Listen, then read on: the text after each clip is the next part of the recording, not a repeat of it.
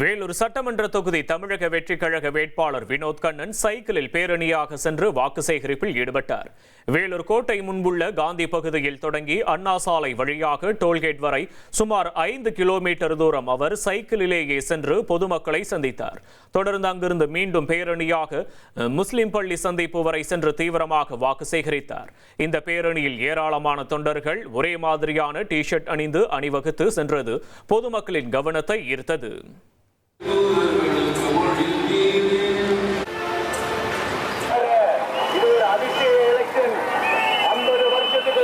நடக்கிற ஒரு எலெக்ஷன் மாதிரி இது ஒரு தலைமுறைக்கான ஒரு தேர்தல், உங்களுக்கான தேர்தல்.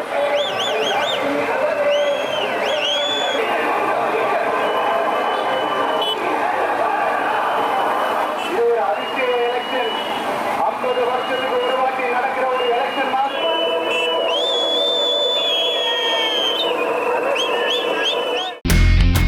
இனி செல்லும் இடமெல்லாம் செய்தி.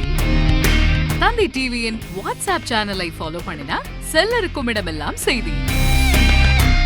இதோ QR கோட் இப்பவே ஸ்கேன் பண்ணுங்க, ஃபாலோ பண்ணுங்க.